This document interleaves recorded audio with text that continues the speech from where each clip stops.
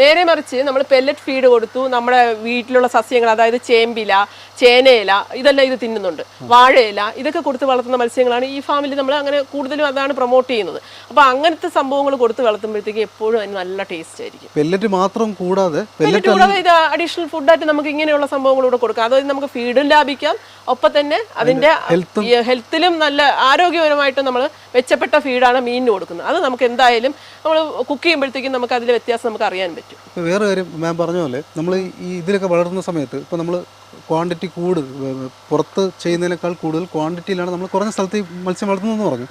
അപ്പം ഈ അസുഖങ്ങൾ വരാനുള്ള സാധ്യത, അല്ലെങ്കിൽ അസുഖങ്ങൾ നമ്മൾ എങ്ങനെ തിരിച്ചറിയും? ഫംഗൽ ഇൻഫെക്ഷൻ വരാതിരിക്കാൻ വേണ്ടിയിട്ട് നമ്മൾ എപ്പോഴും ഇതിനകത്തൊക്കെ ഒരാൾ ഹാൻഡിൽ ചെയ്യുന്ന ആളെപ്പോഴും അയാളും കറക്റ്റ് പൊട്ടാസ്യം പെർമാംഗനേറ്റിലെ കൈകൾ വാഷ് ചെയ്ത ശേഷം മാത്രമാണ് ഇതിനകത്ത് വാട്ടറിൽ തൊടുകയും മീനിൽ അയാൾ കൈകാര്യം ചെയ്യുന്നതൊക്കെ അങ്ങനെ. അതുപോലെ തന്നെ സീഡ് സ്റ്റോക്കിംഗ് സമയത്ത് തന്നെ